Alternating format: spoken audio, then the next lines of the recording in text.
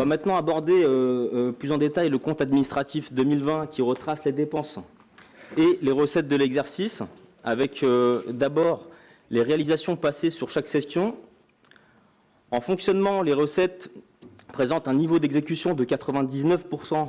Vous noterez une baisse importante sur le secteur des dotations et des participations qui s'explique notamment par un décalage. Donc je vous propose de passer au rapport numéro 55. Il s'agit cette fois-ci donc de l'approbation du compte administratif 2020 du budget principal de la ville. Et la parole est à Samir Al-Deloued. La présidence de séance, je la cède à Zarabou Djemaï, puisque telle est la loi. Merci, monsieur le maire.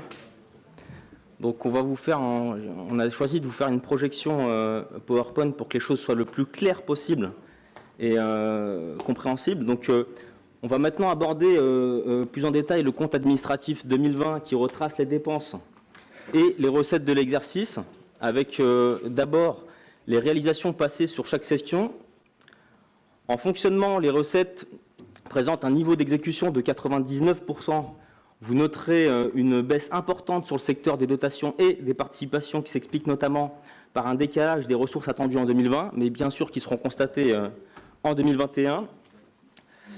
Les réalisations atteignent 98% en dépenses, dont près de 100% sur la masse salariale. Donc, comme vous le savez, le niveau des dépenses de fonctionnement doit être nuancé, puisque compte tenu des reversements importants opérés par la ville, en effet, les dépenses liées à la péréquation et aux flux versés au territoire Paris-Ouest La Défense à travers le FCCT ne répondent pas véritablement aux besoins des Nantériens. En 2020, c'est donc 184 millions d'euros de dépenses de fonctionnement qui restent véritablement aux Nantériens, soit 1 924 € par habitant. Si on ne retranchait pas le FCCT et la péréquation, on aurait un chiffre qui s'avoisinerait des 2 600 € par habitant. Donc vous voyez bien, la différence est quand même importante. En investissement, en recettes, il est constaté un niveau de 69%. Ce niveau n'est jamais très élevé puisque les cessions sont inscrites en investissement et se réalisent en fonctionnement. Les dépenses, quant à elles, connaissent un niveau de réalisation de 89%. Donc le résultat de l'exercice 2020 qui en découle s'élève à plus de 3,2 millions d'euros. Celui-ci a été repris dans le budget 2021 que nous avions voté en mars dernier. Aussi, nous ne pouvions pas parler du compte administratif 2020 sans évoquer, bien entendu, la crise inédite de la crise sanitaire où Nanterre a fait le choix de la solidarité. En effet, les actions mises en place par la municipalité pour soutenir et protéger les Nantériens sont multiples. Nous avons fait le choix de vous en présenter quelques illustrations. D'abord autour de la santé avec, par exemple, l'achat de masques, de matériel, de gel hydroalcoolique. Autour de l'action sociale avec, par exemple, la gratuité des prestations famille pour les quotients les plus bas, ou encore la gratuité du stationnement pendant les périodes de confinement, autour des activités culturelles et de loisirs, autour de l'aide au secteur économique, avec l'exonération de la redevance d'occupation du domaine public, ou encore l'aide financière pour les exploitants des marchés alimentaires, autour de l'éducation, avec la mise en place d'écoles apprenantes, ou encore le protocole sanitaire renforcé, sans oublier évidemment le personnel communal avec le maintien des contrats temporaires, le versement d'une prime pour les agents mobilisés ou encore le développement du télétravail. Donc vous l'aurez compris, cette crise a un coût. Il s'élève à plus de 10 millions d'euros, qui s'explique d'abord en recettes avec une baisse constatée à hauteur de 4,3 millions d'euros, qui s'explique principalement par la fermeture exceptionnelle de nos activités et la baisse des taxes dont le niveau dépend, comme vous le savez, de l'activité économique. Et puis, dans le même temps, en dépenses, avec une hausse qui s'élève à 6,5 millions d'euros. Et malgré ces contraintes, le désengagement financier de l'État s'est poursuivi, avec une nouvelle et dernière réduction de la DGF. La DGF, c'est la dotation globale de fonctionnement qui est imposée pour 1,3 million d'euros. Donc cette DGF, pour y revenir un instant, c'est le principal concours de l'État aux collectivités. Pour ceux qui savent et pour ceux qui ne savent pas, surtout, je vais l'expliquer, cette DGF, à partir de 2021, elle n'est plus, en tout cas à Nanterre. Donc il faudra composer avec cette nouvelle donne pour continuer de travailler à des budgets qui demandent toujours plus de paramètres complexes à intégrer. Donc plus de DGF, zéro. Pour rappel, cette DGF, en 2012, elle était de 18 millions d'euros, pour mémoire. Donc, et puis dans le même temps, une hausse des prélèvements au titre de la péréquation pour plus 2,5 millions d'euros. Ce compte administratif traduit aussi la mise en œuvre de nos premiers engagements municipaux que nous avions portés devant les Nantériens. Nanterre qui poursuit ses engagements en matière de transition écologique, autour de la transition alimentaire avec la poursuite du développement d'une alimentation bio et durable dans nos écoles, autour de la nature en ville avec le lancement du plan 5000 arbres ou encore la végétalisation du centre de loisirs des Bizis, autour de la mobilisation face à l'urgence climatique avec l'application de la charte d'engagement ville et territoire sans perturbateurs endocriniens et l'écolabel. Et bien entendu, autour de la mobilité douce, avec la fameuse aide à l'acquisition de vélos à assistance électrique pour les Nantériens et le développement des pistes cyclables.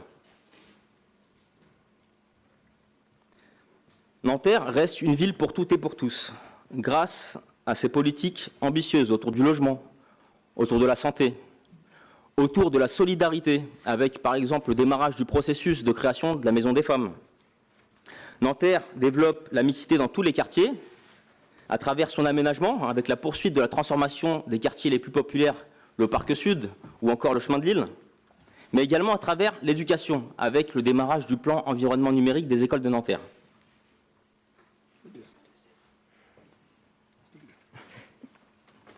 J'ai mon collègue Jean-Pierre Bellier en charge des questions éducatives qui me dit que c'est bien, donc ça me rassure. Nanterre poursuit sa lutte contre les incivilités, avec la mission de médiation maintenue 7 jours sur 7, la poursuite du déploiement de la vidéoprotection, et puis Nanterre développe la vie citoyenne et démocratique avec le lancement de la 3e édition du budget participatif 2020. Enfin, Nanterre améliore le cadre de vie des habitants avec près de 26 millions d'euros consacrés en 2020 en investissement, qui s'explique par 14,6 millions d'euros réalisés en 2020 pour transformer la ville, 4,6 millions d'euros de travaux réalisés dans nos équipements communaux et près de 7 millions d'euros d'acquisition de matériel, de véhicules, de mobilier ou encore d'études.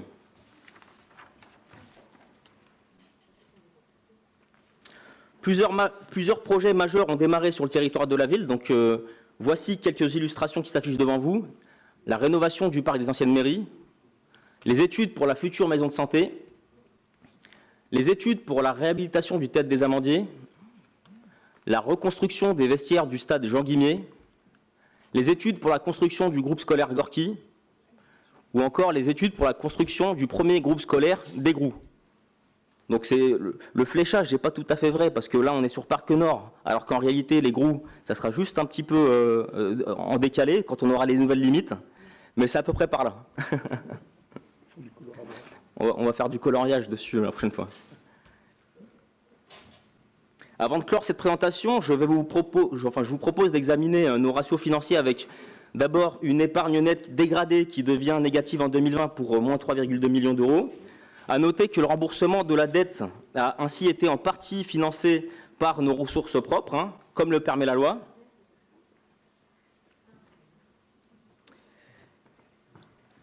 Nanterre maîtrise toutefois son recours à l'emprunt en se désendettant en un an de 3,3 millions d'euros. Aussi, la capacité de désendettement de la ville reste satisfaisante avec 10 années sur un niveau en dessous du seuil de prudence qui, je vous le rappelle, est fixé à 12 ans. Donc je vous propose d'évoquer plus en détail ce volet lors de la présentation du rapport annuel de la dette prévu un peu plus tard dans la soirée. Et je vous remercie pour votre attention. Alors ce compte administratif 2020, il nous permet, au-delà des chiffres, de savoir comment est-ce que les 300 millions et plus de budget dont dispose notre ville ont été dépensés. Donc quels choix politiques ont été faits. Et la question que nous nous posons, c'est de savoir quelle ambition pour Nanterre ce projet de budget, ce budget a servi, surtout dans ce contexte inédit que vous avez rappelé. Alors en cherchant, j'avoue que nous n'avons pas trouvé, notamment si on regarde les chiffres très modestes du budget d'investissement qui ne sont pas à la hauteur de l'ambition vantée aux Nantériens. Alors oui, nous avons vu et nous saluons le travail accompli par les agents municipaux, par les associations, par les Nantériens dans la pandémie, mais nous n'avons pas trouvé un budget à la hauteur de la pandémie. Alors, sur la forme d'abord, quelle est l'ambition réelle traduite en budget de la mandature? Est-ce qu'on a une projection à 3 ans ou 5 ans jusqu'à la fin de la mandature? Ça fait plusieurs fois qu'on pose la question, on n'a jamais eu de réponse. Alors de deux choses l'une, soit il y en a une et vous ne voulez pas la partager, soit il n'y en a pas.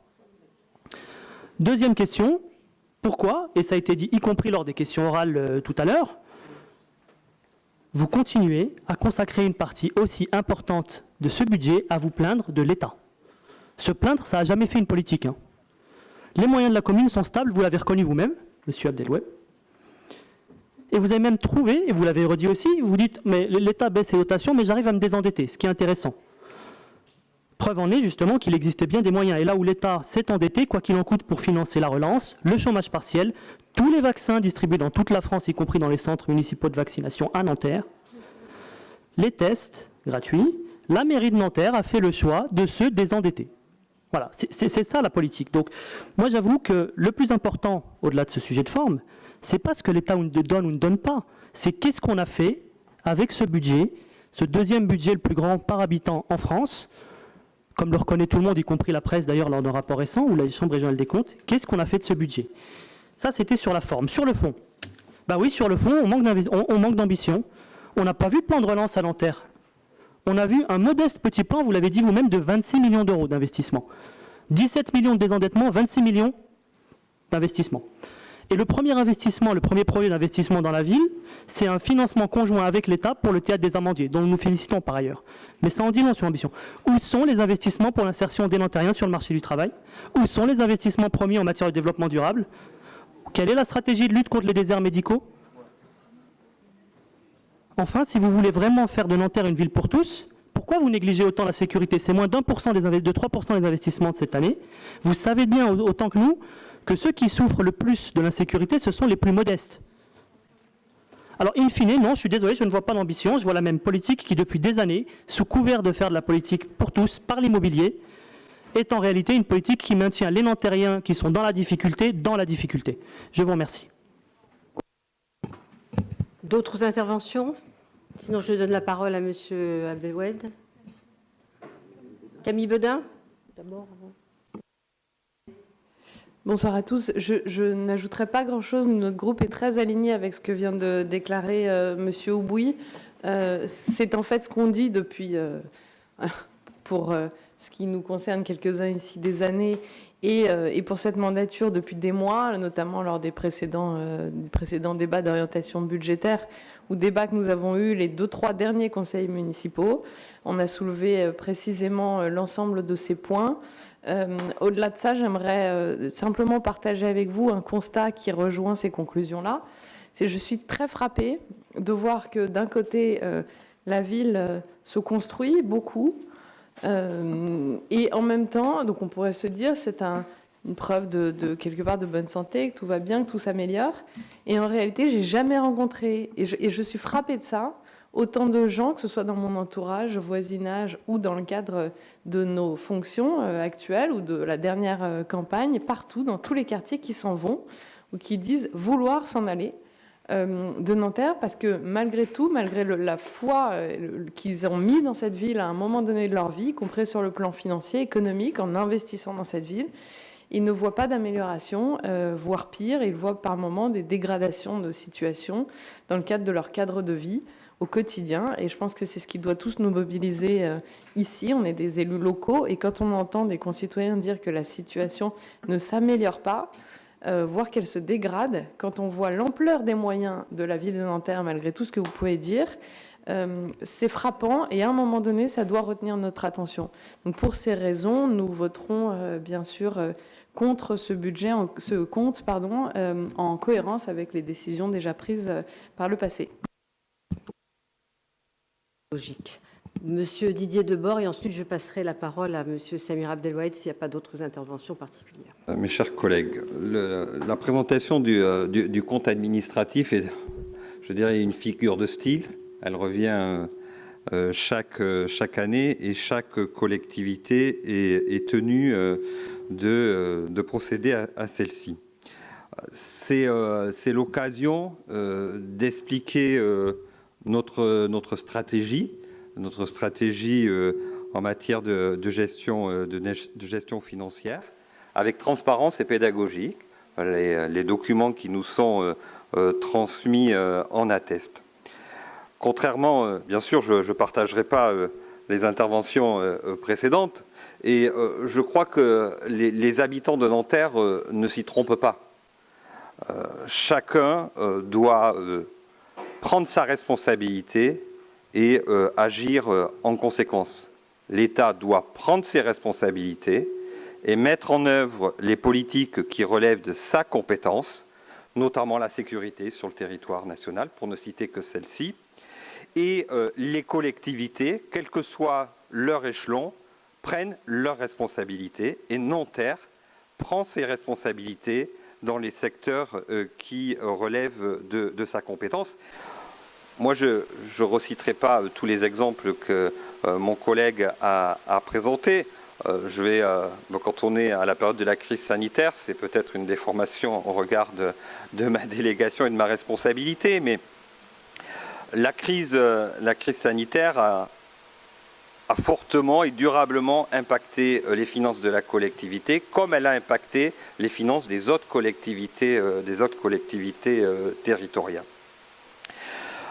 Face à cette crise qui est inédite et particulièrement anxiogène, notre municipalité a dès le départ, et conformément aux valeurs qui lui sont chères, a fait le choix de la solidarité. Elle a fait le choix de la solidarité, notamment envers les plus fragiles d'entre nous. C'est un choix qui est totalement assumé, et c'est un choix qui a engendré des dépenses supplémentaires, ça a été évoqué tout à l'heure, notamment en personnel. On parlait de l'engagement vis-à-vis du service public de l'enseignement. Donc des dépenses en personnel supplémentaires. On a accompagné, même si cela ne relevait pas de notre compétence, les commerçants de Nanterre. On a également aussi accompagné les acteurs de la culture. Je vous rappelle l'engagement que l'on avait pris suite à l'animation de parades notamment. Et on a pris également des engagements à l'égard de l'ensemble des agents de la collectivité qui ont répondu présent dans ces temps difficiles. On l'a vu, la crise sanitaire a pesé sur les finances de la collectivité. Ça a été également rappelé tout à l'heure, entre 10 et 13 millions d'euros, entre les recettes moindres et les dépenses supplémentaires, et que cette somme, en fait, n'a pas été compensée, ou elle l'a été partiellement par l'État, qui n'aurait pu mener à bien un certain nombre d'initiatives sans le soutien des collectivités locales. Cette situation, elle s'est aggravée. Alors, ce n'est pas de se plaindre, c'est de rappeler des faits. Par le désengagement de l'État, l'État apporte moins de soutien financier aux collectivités locales. C'est en fait l'ensemble des collectivités, que ce soit des collectivités de gauche ou de droite, le rappelle systématiquement. C'est en fait l'État, alors qu'il transfère de plus en plus de missions aux collectivités locales, se désengage financièrement. Et donc, il nous faut faire avec cet état de fait, et ce n'est pas toujours facile. Malgré cela, contrairement à ce qui a été dit tout à l'heure, je pense que la ville a fait des efforts pour maintenir sa capacité d'investissement à un haut niveau. en diversifiant ses ressources et ses dépenses. On l'a vu dans le cadre du budget primitif que nous avons un programme d'investissement pluriannuel qui est ambitieux, dans lequel on donne la part à l'éducation, au logement, à la prévention, aux solidarités, pour ne citer que celle-ci. Dernier point sur lequel je voudrais intervenir, c'est sur la dette, sur la gestion. J'entends qu'il faut s'endetter, mais pour s'endetter, il faut être en capacité de rembourser à un moment donné, et que ce remboursement soit compatible avec les ressources de la collectivité. Et quand je parle des ressources de la collectivité, je dis la capacité des habitants à payer de l'impôt, puisque c'est quand même les ressources de la collectivité. Et donc, s'endetter, c'est bien, mais à un moment donné, il faut rembourser. Et je rappellerai que la gestion de la dette de la ville est une gestion saine. Elle diminue légèrement, 24 € par habitant. Je dirais qu'on est plutôt dans la stabilité. L'encours de la dette autour des 10 ans est quelque chose également de raisonnable pour une collectivité comme la nôtre.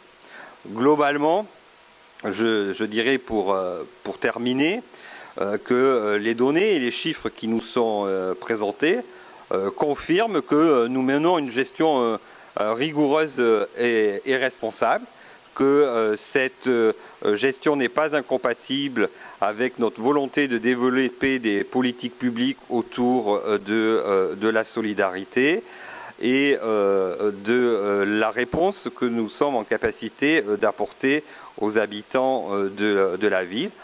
C'est aussi la possibilité de préparer de façon constructive l'avenir de la ville de Nanterre. Je vous remercie. Alors, il y a la parole qui a été demandée par Hakim Halal avant, encore une fois, de redonner la parole à Samir Abdelwahid. Merci Zara. Mes chers collègues, l'originalité de mon intervention, comme vous pouvez le voir, après quelques conseils municipal où on a voté le budget annuel de la ville, le constat reste le même. Le budget de la collectivité reste complexe. La situation sanitaire dont nous ne sommes toujours pas sortis a causé de nombreux dommages collatéraux dans la population, mettant en évidence et accentuant les inégalités entre les différentes couches de la population. Malgré ce contexte complexe, il va de notre responsabilité de proposer les meilleures solutions possibles afin de juguler les effets négatifs des Nantériennes et des Nantériens. Avec une hausse des dépenses de 6,5 millions d'euros pour lutter contre la pandémie. En parallèle, on a eu une perte significative des recettes, 4,3 millions d'euros. Donc, vous imaginez bien qu'il a fallu trouver des finances. Il apparaît que la position que nous occupons est précaire et inédite. Malgré une aide de l'ARS et du Conseil départemental à hauteur de 900 000 euros, une aide de l'État pouvait être attendue. Oui, je sais, ça dérange de poser cette question, mais c'est important.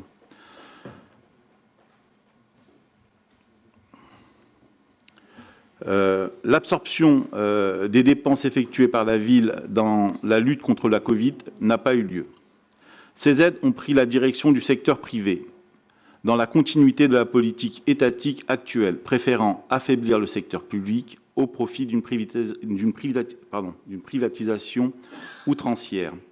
Malgré toutes ces difficultés, nous avons pu voir une solidarité naître dans les couloirs de la mairie, où l'équipe municipale et les services municipaux ont regorgé d'ingéniosité afin de rester au plus proche des habitants, souvent isolés et confinés. Mais c'est aussi avec le partenariat et l'aide de nombreuses associations que tous les dispositifs d'aide ont pu avoir une grande efficacité. Au-delà des difficultés financières que nous pouvons connaître, de nombreux projets ont pu être menés à bien, tels que celui de la Maison des femmes, du numérique, de l'écologie ou de l'aide à l'emploi auprès des jeunes. Je vous remercie. Alors, la parole est quand même enfin à Samir Abdelwahid. Merci. Non, rapidement, avant de voter le compte administratif, c'est tenter de répondre aux questions qui ont été soulevées, notamment à M. Aubouy. Moi, M. Aubouy, quand vous dites que vous tenez ce genre de propos, je vous le dis honnêtement, je pense qu'on peut tous s'accorder. Peut-être que vous cherchez à attaquer le conseil municipal, le maire, je ne sais qui, mais la réalité, c'est que vous attaquez les Nantériens avant tout. C'est ça la réalité. Et honnêtement, moi, je vous ai laissé parler, je vous demande la même chose, s'il vous plaît, M. Aubouy. Non, la parole est maintenant à M. Abdeloued. Vous avez pris la parole, je vous remercie. Je disais que vous êtes en train d'attaquer les Nantériens et vous, une nouvelle fois, vous, comme Madame Bedin, vous ne rendez pas service aux Nantériens en disant ces choses-là. D'abord, vous dites que le budget est 300 millions d'euros, ok, sur le papier, mais ce qui revient véritablement aux Nantériens, si vous voulez les aider, le message donné aux institutions, c'est ce qui revient véritablement aux Nantériens. Et je l'ai présenté aujourd'hui à travers ce compte administratif. Les chiffres ne mentent pas, c'est 184 millions d'euros. Donc je vous demanderai à l'avenir de bien intégrer ce chiffre. J'ai vraiment l'impression que en même temps, vous avez un peu du mal. À un moment donné, je pense que si vous voulez être un peu plus en phase avec ce qu'on a besoin comme message, il faut à un moment donné choisir votre colonne, votre camp, choisir une colonne vertébrale qui soit en lien avec la vérité. Je ne vous demande pas de travestir quoi que ce soit, mais rester dans le lien avec la vérité.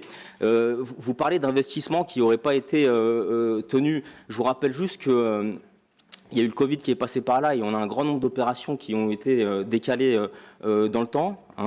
Vous parlez de pandémie. Moi, j'ai envie de savoir qu'est-ce qu'a fait le gouvernement. Il a fait des appels à projets où nos services ont dû aller creuser comme pas possible pour essayer de comprendre quel sujet on va grappiller quelques centaines de milliers d'euros. C'est ça la réalité. Voilà.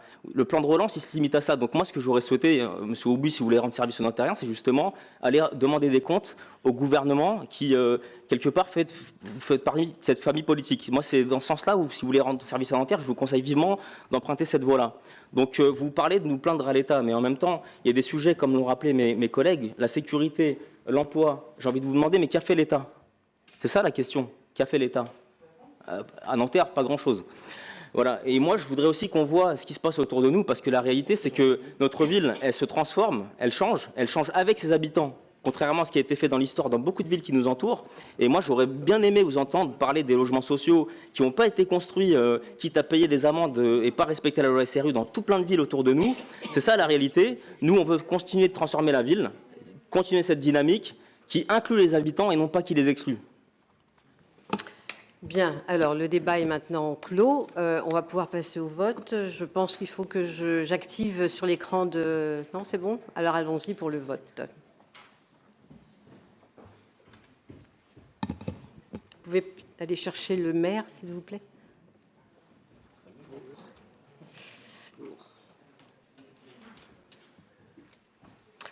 Merci.